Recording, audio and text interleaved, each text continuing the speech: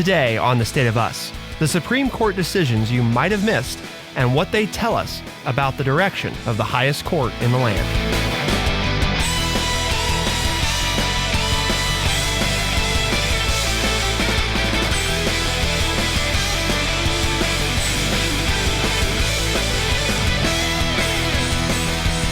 The Supreme Court ended its term last week in familiar fashion, according to the New York Times, issuing blockbuster conservative decisions on affirmative action, gay rights, and student loans that divided along partisan lines, with the court's 3 Democratic appointees in dissent.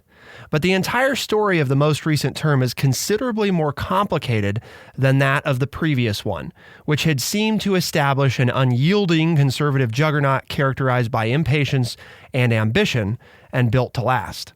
A year later, the court remains deeply conservative, but is more in tune with the fitfully incremental approach of Chief Justice John Roberts, Jr., who is attentive to his court's legitimacy than with the take-no-prisoners approach of Justice Clarence Thomas. The Chief Justice's strategy and votes produced a fair number of liberal victories. Welcome to the State of Us. I'm your host, Justin T. Weller, joined today by the one and only, your friendly redneck liberal, and the senior resident historian here at TrueChat, Mr. Lance Jackson. If you win 7 minor victories and you lose 3 big ones, is that a reason to rejoice that you won 70% of the cases? Is it? I don't think so. I mean, I'm glad that they can find, the New York Times found a positive spin on the court, basically saying, well, an atomic bomb was dropped on the United States, but you live on the East Coast and the bomb was dropped on the West Coast. So, see, it could be a lot worse. It's still a deeply conservative court, and they made all conservative decisions, except for these minor ones that don't affect too many people. And some of the more conservative judges dissented with the majority on different values and said, well, we'll look at this again, or if you'd argue this, then I could vote for it. So some of these victories may be bad. I don't know. It just, overall, it makes it seem like, and again, I posed that question. You didn't answer it. What's your answer? If you lose the 3 big ones, if you lose the 3 games to your rivals, but end up in it with a 7-3 season, is that a successful season? But you lost your 3 biggest games of the year? I don't know that I'd call it successful, but I don't think that it means that it's a total failure either. I mean, you lost big stuff, but does that mean that we don't talk about, and I think that's kind of what today's show's about, right? Does that mean that we ignore the other things that happened or say, well, those don't matter because the only things that matter are the big ones and this other stuff doesn't matter? Or I hate to say the big ones versus not, because for example, I think one of the huge ones that people are not spending much time talking about because it's a minutia for so many people, it's a minutia thing, but it's one of the ones we're going to talk about today, is the Wall Street Journal reporting that the justices back the role of state courts in elections. The decision rejects the GOP idea that legislatures can redraw federal districts unchecked. This one is hugely important because, we think that the decisions that have been made, some of them are big, and they absolutely are. You think those are big. If this had been decided differently, for those that aren't familiar with it, it was last Tuesday's decision in a 6-3 opinion by Chief Justice John Roberts found that North Carolina's state court did not overstep when it struck down a congressional redistricting plan as overly partisan. The ruling effectively rejects the notion of an independent state legislature that conservatives argued, citing the federal constitution should be free from state-level judicial restraints. The notion here was that there were a number of red states, and not just red states, blue states would have used this too, that were basically saying the Constitution says that we exclusively, as the state legislature, have the authority to draw congressional maps, and that the federal government cannot do anything to basically restrict or impede that process. So if we want to draw them, so that basically our state is always 100% red, then we can do that. And basically the Supreme Court said, no, that's not what the Constitution says, and you're not allowed to do that. The lower court's ruling was correct that you drew overly partisan maps and that is not in line with the Constitution.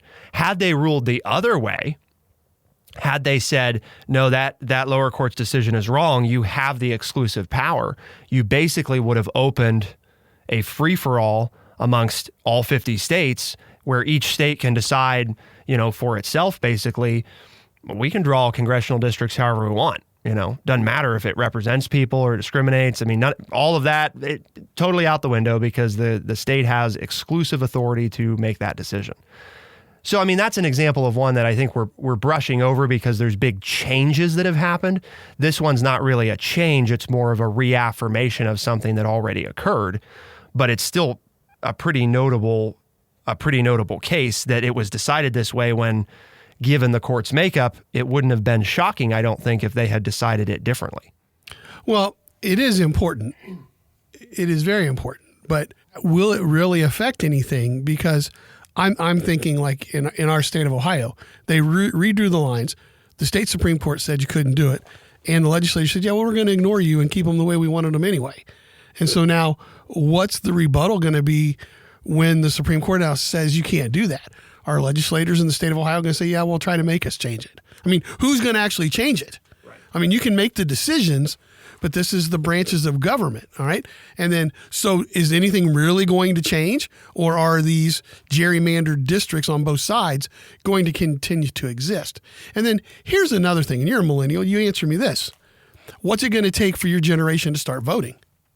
Because right now you have a defeatist attitude as a general part of the population. It doesn't matter what the redistricting is because you're just feeling like your world that you live in, it doesn't seem to do any good, that your beliefs aren't being followed, and it's just one sucker punch after another. So why bother? You don't vote. What's going to get you to vote as a generation? And if you don't vote, then we're not going to get anything changed. That may in part go back to this notion, which we've talked about before, of these recent decisions by the Supreme Court raise this whole thing of, do people really understand how the court works, what it's supposed to do, and who gets to decide, who's there? Because, for example, it's easy. No, the answer is no. I mean, people don't. Levi's, he's going to be a senior in high school, right? He's had his American history class and his government class. Next year, he's going to graduate. We asked him questions about this stuff, and he's a smart young man. He doesn't know any of this. When's he going to learn it?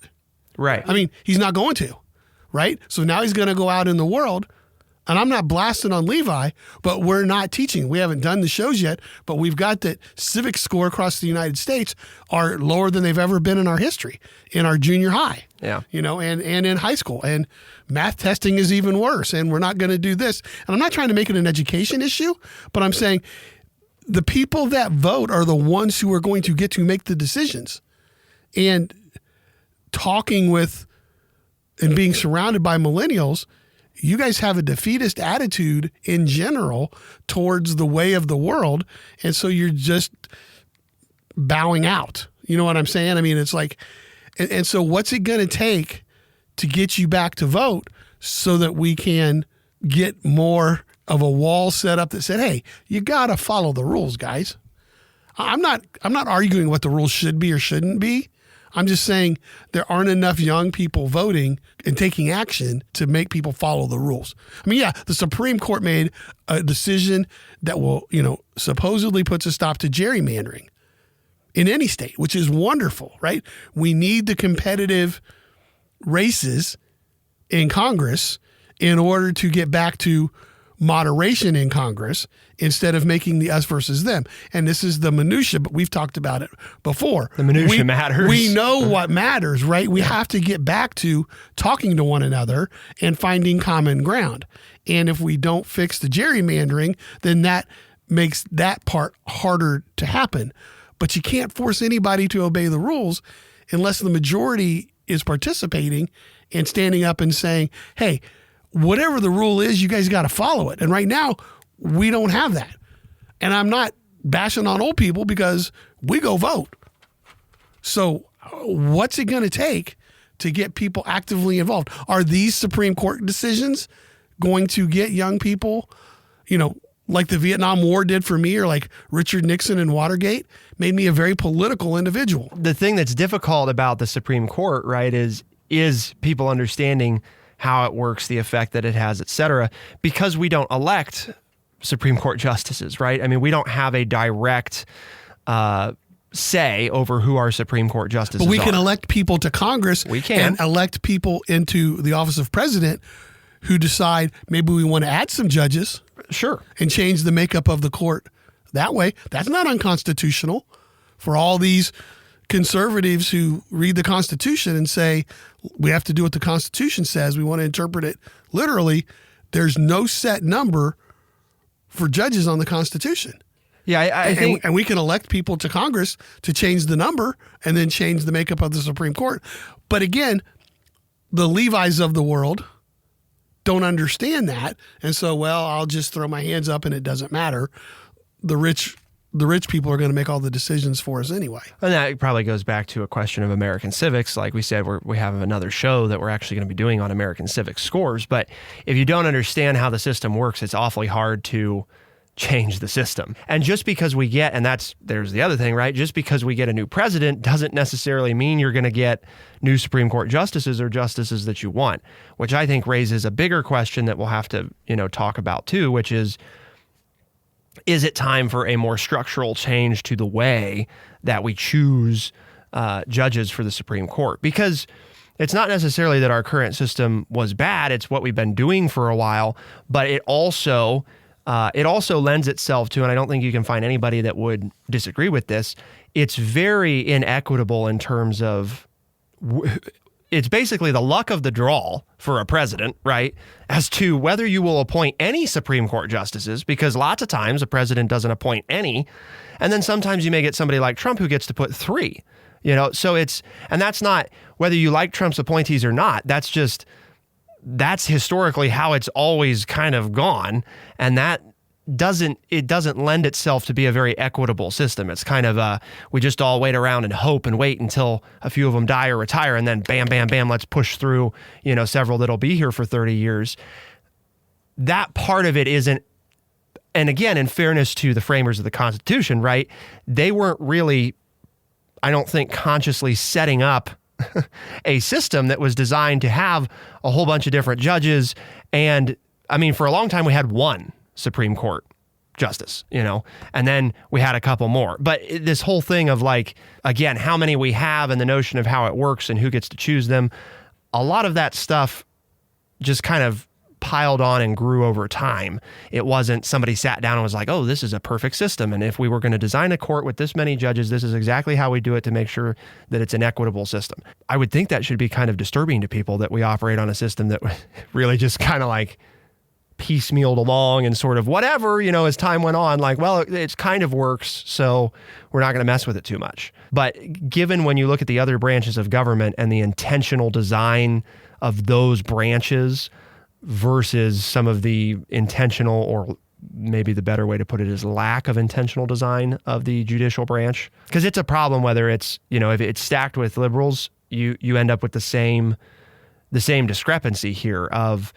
if a liberal president, with a liberal Senate are together, you can pack it with your people for the next 20, 30 years, and it doesn't matter. It doesn't matter then how you vote or who you choose, because it's this is who we're stuck with. What are some of the other decisions? Obviously that was a big one, but we've got justices rejecting a bid to limit liability in state courts, and also an adoption case and Native Americans. Keep it here on The State of Us. We'll be right back.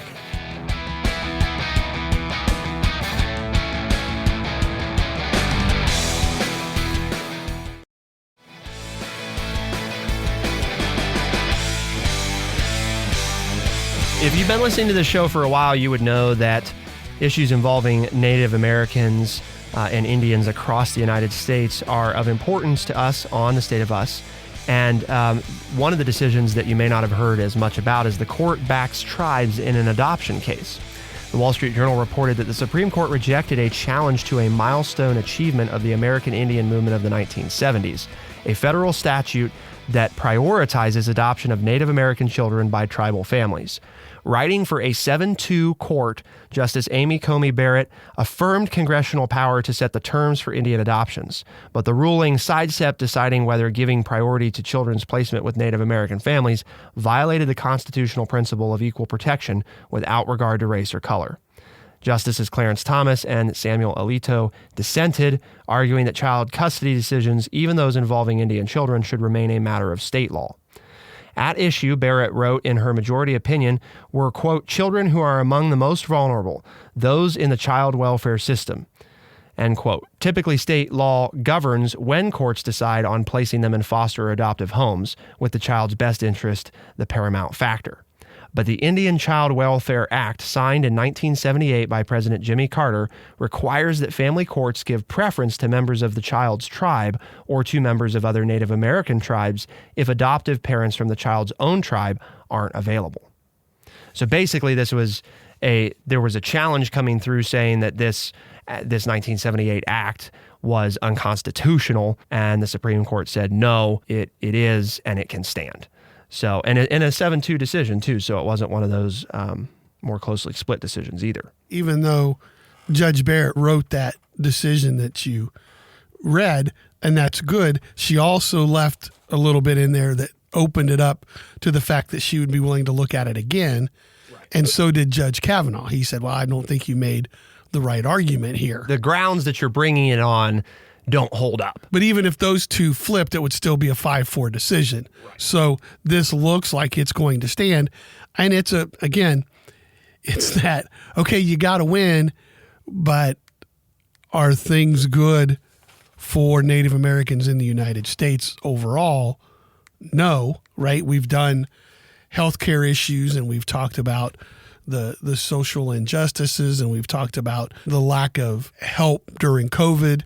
You know, we've done those shows. So this is an area and a group of people in our society that our government has not done a very good job with. We're not even talking about the land grab 2 centuries ago. Okay, so the people, some of the people that we beat down the worst, well, you can keep your kids. I mean, you could argue that you can keep your children, and that's a good thing. But maybe if you didn't have your children, they'd have a better chance at being successful.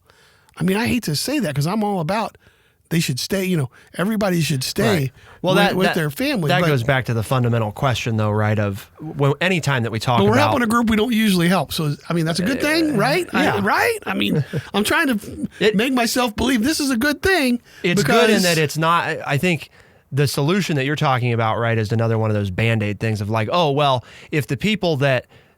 If your people can't take care of you, then we're going to take you from your people, and it's like, well, maybe we should address why your people can't take care of you, right? I mean, because it's not a lack of desire usually, it's a lack of again, how many times have we had the show about all of the issues related to American Indians, in terms of inequities geographically where they're placed, access to services. So I think this is this something that's huge that affects, the whole nation and each of us, the 320? No, it doesn't affect all 320 million people that live here. But I think it's important because it's another one of those in the steps of let's not Band-Aid a bad situation by addressing something that's really not the root cause of the problem. It's saying, no, we're going to leave this the way that it is. We're going to continue to give priority to tribal families to be able to adopt tribal children. This is a bigger theme that I think we want to talk about with all this stuff. How many times when you and I have done the show, Lance, right, about the Supreme Court, have we said, if you're upset with this, part of the way that it changes is by telling your congressperson that you want legislation that deals with this. We get up in arms, for example, right, about Roe v. Wade and the Hobbs decision and on about, well, we thought it was, a lot of people thought it was great when Roe v. Wade was decided. And then obviously a lot of people thought it was great last summer when things changed. And, how do we quit this tug of war of like, well, now if we can just get back to court, we can undo the undo. Is that really what we want? Or are we, again, here's the education piece, are we looking at the wrong piece of the system to be the answer? The Supreme Court is making decisions based on current law. Right. They don't and lawsuits that are coming before them. But we ought to have, 2,200 people in the House of Representatives. Yeah, well, we've done that show too. I understand, but we have new listeners. But it's just, and if just think about it, if you go back to those folks that say, we ought to go back to, 1776 and what they meant. Well, we had, one person for every few thousand, 10,000 people. Now we have one person for every almost 900,000 or a million people in Congress. So we don't have equal representation like the Founding Fathers did either. And maybe if we had more voices, then it would cause there to be more people talking because obviously if you had that many, you'd probably have more political parties. And then there'd have to be some. Yeah. And again, folks, one of the main themes of this show is for solutions. So yes, these are good things. These are some decisions that people aren't talking about. But as Justin said, there's a better way to do this. And we're not talking about that. Because we have to inform you about what's going on out there. But if you're frustrated like I am, there are better ways to do this that we're not even, because we seem to think that this way of government and these numbers that we have to have. And that's not what the Constitution is. It's a living, breathing document, which is why, and you can read it in our history books, right? Supreme Court has looked at the same law, and one court 30 years earlier says one thing, and 50 years later, a different court says the exact opposite based on the same laws. And I'm thinking of segregation. Right. But the Supreme Court, the law didn't change at all. The 14th Amendment but the stayed the people same. Interpreting it but did. the people on the Supreme Court who were interpreting the law changed the way they interpreted it. So to your point, changing the law is the direction to go more than bashing the Supreme Court. The Supreme Court, again, folks, they weren't just, sitting there one day and we're like, oh, gee, we're going to talk about this today because we feel like it. I mean, they do have discretion over cases they because take. A lot of people bring cases there and they cherry pick. They take a very tiny percentage of the total cases. And they decide which ones they're going to take. Yeah, it's up to them. They do have control over what they hear and what they don't hear. But the point being that, again, from a understanding the process standpoint, right, you shouldn't be going to vote so that you can get different Supreme Court justices. The parties love to sell us on that's go vote for this president because that's by God what this is about. And it's like, well, yeah, but the next president may not choose any Supreme Court justices, and it's total. Well, yeah, but it was in 2016. Well, it was in 2016. And that's why we have what we have. Yes. So it was a major factor. And obviously that apparently wasn't for the people that were concerned about making sure that the liberal direction of the court maybe was maintained. Obviously, apparently that wasn't a big enough motivator to decide the election. You go to vote to decide your representatives so that they can make laws that reflect what you want. The Supreme Court's job is to help make sure that the laws and the different branches of government function the way the laws intend for them to function. And again, I think it's extra difficult when we're relying on laws that were written a long time ago and we haven't done anything to change or update them. To your point, when you put different people there and you ask them what they mean, they're going to come up with different answers, Right. Because there's nobody living in a lot of cases that even worked on any of these laws. So, I mean, you're going to ask them, what did you mean when you wrote, They come from a different time and a different lifestyle. Yeah. So that's not. We can't be surprised that they make different decisions. Exactly. You can't be surprised that this is going to happen. And the point is it's going to keep happening. If you're a conservative listening and you're thrilled about some of the recent decisions, you shouldn't be thrilled because it will probably change again.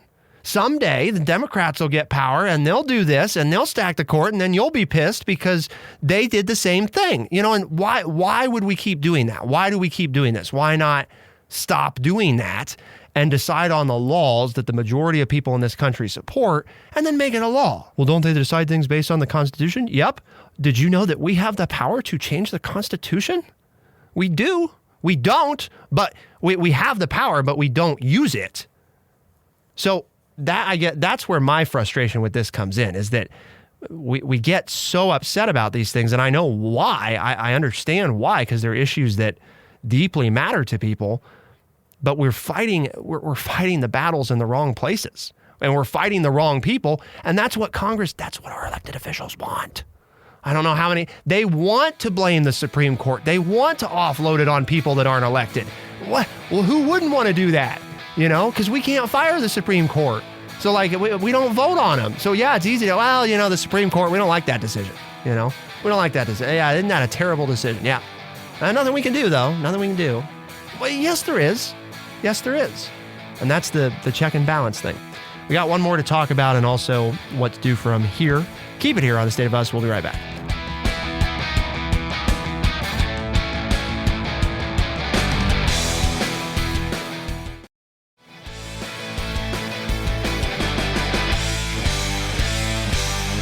Getting all riled up for nothing. Just frustrating, Lance, because people don't know how the system works. Do you disagree with what I'm saying? We're banging our heads against the proverbial wall of the Supreme Court. I use poor Levi as the example. He's had his civics lessons in life. Yes. And his attitude is, on this show, he goes, I'm not going to open up my mic because I can't contribute anything because I don't understand this. Right. Okay? So then he graduates from high school next year with honors, and he goes into a technical school to do something with the sound and video stuff that he's interning with us about. They won't teach him any civics. And so then unless he listens to podcasts or decides to get interested in it and reads it on his own, he's done. Whatever decisions and thoughts he has now are the ones he's going to have. And he doesn't have the knowledge. And that's not his fault because we didn't push it hard enough. We didn't teach it. And so now what you have is you have all these people out here, like you said, who are upset about what's being done, but they don't know what to do about it. So they just quit. They just don't get involved in the political process at the very minimalist level, which is to vote. That's the easiest thing to do. We haven't even talked about all the other things you can do to get involved in the political system, but we have more and more young people who don't even bother to vote. And my generation was no different than that until the Vietnam War and Nixon and Watergate. And then that made us political devils. And now we're the ones in charge and we're the ones that are voting. My young friends out there who listen to the show and who like the friendly redneck liberal, you've got to learn the system, like Justin said, and you've got to at least vote and realize there are things that you can do. In another decision that you may not have heard of, the justices have rejected a bid to limit liability in state courts. Justice Neil Gorsuch, writing for a 5-4 majority of the justices, linked the issue to a Norfolk Southern train's February 3rd derailment close to home for us here in East Palestine, Ohio. Quote, "It's cargo, hazardous chemicals," Gorsuch wrote, suggesting that under Norfolk's argument, the Constitution could, in theory, shield the company from some state court suits while leaving its employees exposed to liability. At issue was a Pennsylvania law requiring that companies operating within the state consent to lawsuits filed in Pennsylvania courts, even if the allegations involve conduct that took place elsewhere. Norfolk argued that imposing such liability on the railroad, which is based in Georgia and operates in 22 states plus the District of Columbia, violated the Constitution's Due Process Clause. Not so, Gorsuch wrote, joined in whole or part by Justice Clarence Thomas, Samuel Alito, Justice Sotomayor, and Justice Brown Jackson. The court had resolved the matter in a 1917 case, he wrote, when it upheld a lawsuit that an Arizona mining company filed in Missouri against its Pennsylvania-based insurance company for fire damage to a smelter near Cripple Creek, Colorado. The insurance company did business in Missouri, which imposed conditions similar to what Pennsylvania does, Gorsuch wrote. The reason this is important, folks, a lot of that sounds, again, boring, is the point of basically the court saying, no, you can't, just because you're not based, quote unquote, based, if you are doing business in this state, you are subject to this state's laws and you have to answer those lawsuits. You can't not answer them just because you're not based in that state.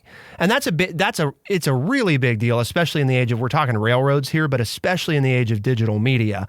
Upholding that is so important, because if they had sided with Norfolk Southern, you could have potentially opened this huge Pandora's box of, I'm not technically, well, take TrueChat, for example, right? Our company. We aren't technically operating, in the state of Ohio. We are a Florida corporation. So I guess if we break the law in Ohio, no biggie. Like we'll just ignore it. We just won't have to. If the Supreme Court hadn't decided the way it did. Right. And that goes back to these things that are easy to brush under the rug, because when the Supreme Court doesn't change something but upholds something, it's very easy to not pay attention to that. Be like, oh well, that doesn't. But there's an effect. Right. There is an effect. If it hadn't gone this way, this would have been one of those that you could have massive implications across every industry, because you would have lots of corporations, not to be evil, but to play within the rules of the game, would have said, well, gee, I guess if the rules say that I don't have to subject myself to other states' lawsuits, I mean, why would you? Why would anybody? So again, an important decision that really it doesn't change the way that we do anything. It stops us from dealing with things in a different way. Correct. That could occur in the future. Correct. And for that reason, it is very important, and again, it's on the small scale, because if what you pointed out, used as an example, were to happen, then all of a sudden this case would take front and center and be on every news outlet, every podcast, and say, oh my gosh, now, you can get away with this if you're, TikTok or, well, they're Chinese, but, you get away with this, but that's the whole point. But that's a good example. I mean, right? We're not a Pennsylvania corporation, so we don't have to listen to I mean, we can do whatever, Now we have listeners in Pennsylvania, though, right? That's right. We have stations. We have radio stations in Pennsylvania. I mean, we are in effect doing business in Pennsylvania. Right. We're definitely doing business in the state of Ohio. It's where we're sitting. Yeah. And that's like this thing with Norfolk. We're a Florida company, so whatever we do in Pennsylvania and Ohio don't matter. Your train, that's not right. Your train's going through the state, and common sense. Right. But it was an interesting. It's a 5-4 decision. Right. I mean, it was 5-4 decision in favor of common sense. There were other decisions that were not nearly this close. This one was, it could have easily gone the other way and had, to your point, would have been big front page news if that had happened, because of the vast implications that would come with it. So what do we do to fix all this? And we've kind of alluded to it. In my mind, there's two things that have to be done, and they're not mutually exclusive. You do them regardless of whether or not you get the other one done. One is we have to make the appointment of Supreme Court justices more equitable, to be better reflective of the way that our country is voting. And I don't mean the Supreme Court should just do whatever the public wants. The whole point is that they should be legal experts and they should be above some degree of politics. They're never immune to public opinion, but they can be more immune than regular lawmakers if they know that their neck's not on the chopping block anytime they do something that somebody in the public disagrees with. Except we do that in state Supreme Courts. Right. Yeah. Because in our state, the state Supreme Court members are elected to office. They have to run. So therein too lies, we could change the Constitution. Sure. And make Supreme Court members liable to the public. Yep. And I mean, you could argue that's another change. I know that's huge. I mean, but it's not, because it happens. I don't know how many states actually do that. Well, we didn't used to directly elect senators. Right. I mean, do people? I'm looking at our producer not to say if we don't need him to speak, but did you know that you didn't used to elect senators? You have House of Representative members and you have senators. And for a large portion of our country's history, the people did not elect your senators. You didn't elect them. That was one of your famous state. That was a change to the Constitution. It was a change to the Constitution. That was the 17th Amendment of the Constitution. See, I mean, so for a long time in our history, it was not unusual for people to not vote on who their senator was. We didn't vote on our senator. We just got who we got based on what our state representatives chose. And we decided we, the people, wanted to have a say in that. So we changed it. Could we add a constitutional amendment and say we want to have a say on who's on the Supreme Court? Yep. We can. Yeah, you can. But we haven't. But we can do those things. Yeah, I mean, we can do basically whatever we want. If we want to say I guess that's, to me, the key. And I know we're running out of time, but that's the key component that I preached for 30 years as a teacher. Is we the people have the power, okay? Mm-hmm. And we're not using it to our fullest effect. And we need to do that. Don't sit there and think, well, there's nothing we, the people, can do to change this. There are legal, and I'm talking about legal, constitutional ways to change the way we do things. I'm not talking taking to the streets and threatening political officials with their about their lives or anything like that, which, and I'm not just talking about protesting. We can change the Constitution and change the way we do things. We have that right. And in states, on the state level, we have the right to change laws within our state. Correct. Without going through our legislature. Yes. That's also part of the 17th Amendment. And so when you just sit there and roll your thumbs and say, well, there's nothing I can do about it, that is not true. Okay? That's my biggest. The biggest thing we can do to change people to know. The biggest two things, right, are change the way that we choose Supreme Court justices. And I'm not saying there's a perfect way to do it, but let's change it. It's clear that people are unhappy with it. Everybody's unhappy with it, I mean, the only time you're happy is when your side's winning. That's not good. We should have a system that we feel like, no, I don't always love it, right? But I feel confident in that it's a good system, or I can't come up with anything better. And I would challenge our listeners right now. If you surveyed a majority of Americans and said, do you think that there's anything better we could do with the Supreme Court? My guess is the majority of people would say yes. I don't know. There's something better. It ain't what we're doing. So that's one is address that. We haven't really ever addressed it in our history. Let's address it. Let's do something from a legal standpoint about the structure and the way the Supreme Court is designed so that we all can feel a little more confident in that system. And then the other thing is, let's get some of these issues off of their docket by finally getting our Congress to do its job and pass legislation that speaks to this stuff that we care about. Because the only reason the Supreme Court's taking time to look into it is because there's not clean-cut black and white guidance from a legislative standpoint on what to do with some of this stuff. We're still upset about abortion. Why has Congress not taken action on it? We're mad at the Supreme Court. Why are we not mad at Congress? It's their job to decide what the laws are. We're upset that the Supreme Court is still trying to piecemeal crap that's not specific in our laws. And then we're surprised that these things happen. No, change them. Put a law that's black and white that says this is how it's going to be. And then the Supreme Court will say, well, gee, I get this isn't something that there's nothing to decide here. It's very clear. It says this, Why do we have this show today, Lance? There is a reason. Yes, there is. And the reason is that True Chat, the place we work, has a mission. And our mission is to educate people by providing honest, open, and respectful conversations. And if you've listened to today's show and you share some of it, and people say, well, I'd like to listen to the whole thing, tell them that they can find us as a podcast on Spotify, Overcast, Stitcher, Apple Podcast, and everywhere podcasts are found. The State of Us releases new episodes Tuesdays and Thursdays, first thing in the morning, as a podcast. Those same episodes are heard on the weekends on AM and FM radio stations across the United States and parts of Canada. For The State of Us, I'm Justin T. Weller. I'm Lance Jackson. Special thanks to associate producer Levi LaForge and senior producer Bradley Butch. And thank you all, of course, our audience, for tuning in. We'll see you next time. Be the change.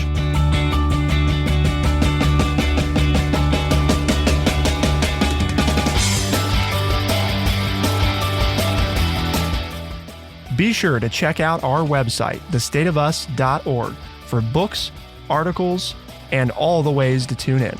thestateofus.org.